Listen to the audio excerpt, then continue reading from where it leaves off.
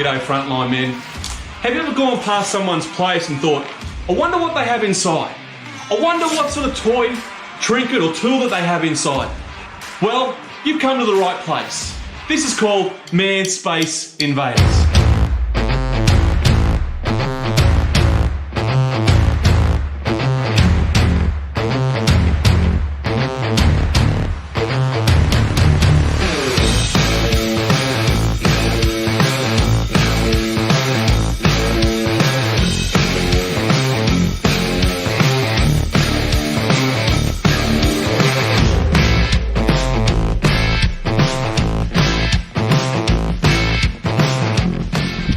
G'day Frontline men, we're here on location of our second victim. I'm here with my mate Hendrik. G'day. And we're going to go see who it is. Come on, let's go see. Obviously likes a bit of speed. Good German engineering, Volkswagen, 2-litre turbo. That's the way to go, mate.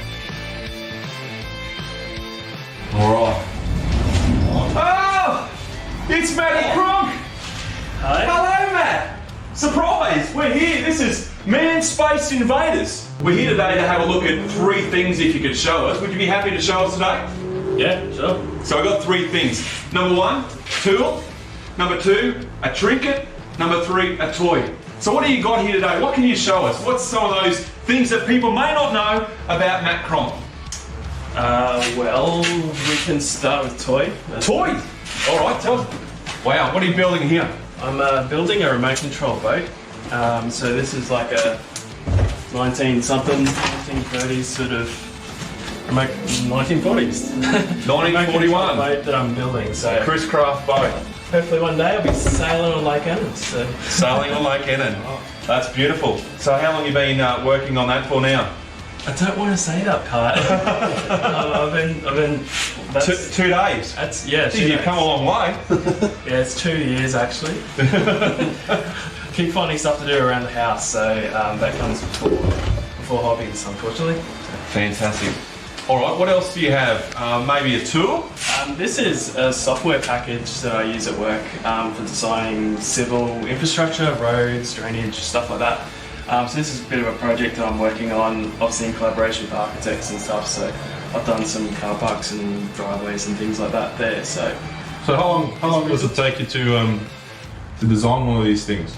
I can write you a fee proposal if you like. Just an average, like this project that you're working in.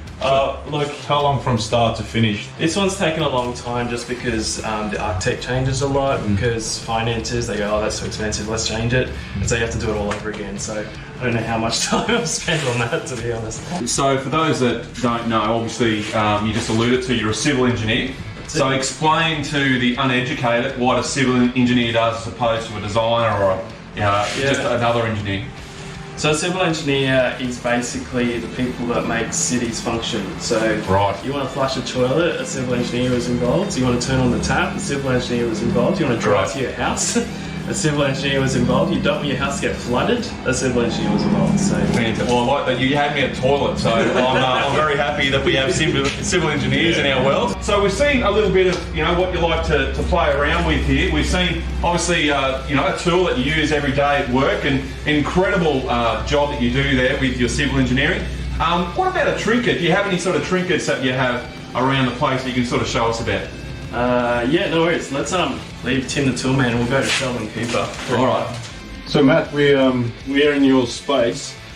You can see lots of little interesting things going on here. Very, very geek space. I feel right at home in this space. So can you run us through a few of these things, mate? I see you've got your spiritual books there, though. That's great. It's great to see that always taking pride and center in a geek space. You don't see that often, so that's good. Yeah, cool. I go left to right. I've got signed Year 2, because why not? I got signed Avengers. I got signed Top Gear. I've got a whole bunch of novels. I've got comics. I've got a whole bunch of Star Wars. I got Mighty Thor. My sister gave me. I've got remote control MASH helicopter. I've got Luke Skywalker's lightsaber. I've got Stormtrooper helmet, so movie replica prop. I've got Soups and Batman. These are actually pretty special to me. Got video games, got my Xbox, I got my Game Boy, the Switch is upstairs. Yeah, man, this is all my cool stuff. That is awesome. Great to see. Great collection, mate. All right, here we are on the couch with Matt, and just want to ask Matt a couple of questions today, and just tell us a little bit about you and your journey with God. So my social distancing tool here is working well today, so it's got no arm now.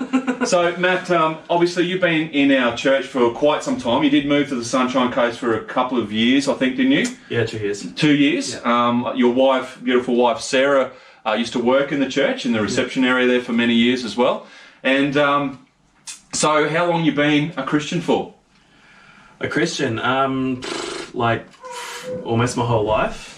Like I was raised in a community Baptist church in North Queensland that my parents went to.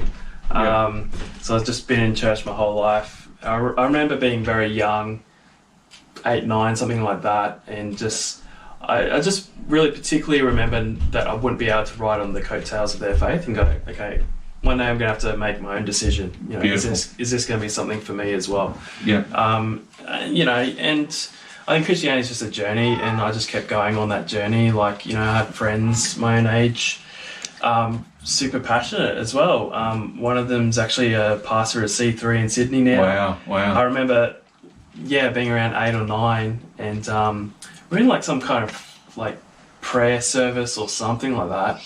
And like, he's like 9 or something like that. Yeah. It boldly, just like in front of the whole church, I mean, it's only like a small community church, but in front of the whole church, he's praying super passionately for his sister. Like, I think a horse died or a horse was sick or something like that. And he's just going nuts for it in front of the whole church. I'm like, holy moly, like, this is legit. This is real. Like, until that point, I guess it was kind of just like, it's just your Sunday school fairy tale stories sort of thing. And that was for me, because my friend was so passionate and so real about it, it was like, that was the transition where it's sort of coming into reality sort of thing, where like, I guess the fairy tales are now becoming the real stories, I suppose. So I guess that was one particular moment where I went, oh, hello, okay, that's a thing. But yeah, I don't know, it's just been like a journey from there. There hasn't really been a single epiphany moment. It's just been a journey down the road. You just course correct, and you have different experiences, and you just it's a journey. It's not a destination for me. So awesome. And you've been involved along with your wife Sarah in our church as well. I know that you played on the platform for many years playing guitar. Yep. And Sarah also had her turn in working in the office there for quite some time as well. And I guess that's where you met your wife, Sarah? Yeah. We met through church events. It was actually at a young adults thing. Sarah doesn't remember it because she was getting flirted with by a couple of other guys. Oh. So she doesn't remember me at all, but I remember her. Someone else was cutting your grass, mate. Yeah, that's true. Yeah. It wasn't my grass yet. So. Oh, right. Okay. So we met through church, and things happened there. So yeah. And something very special has happened just a few months in now. You've become a father. Yes. Tell me about that journey. That's why my bed hair has evolved. This is baby hair. I've baby Franklin. He's about 10 weeks old now. Doing good. Putting on weight, doing all the stuff. So yeah, keeping us awake. So, wow. Did you have any point through there that you had to introduce yourself like I guess Darth Vader did and say, Franklin, I am your father? Well, fortunately, he didn't have any mentors telling him that his father was killed by someone else. But, he's already been dressed in Star Wars onesies and stuff like that. So yeah, fantastic. It's happening. I just want to touch on something you mentioned there before when you were showing us your trinkets. You mentioned that you had a couple of things. I'm just going to grab them for you without breaking them.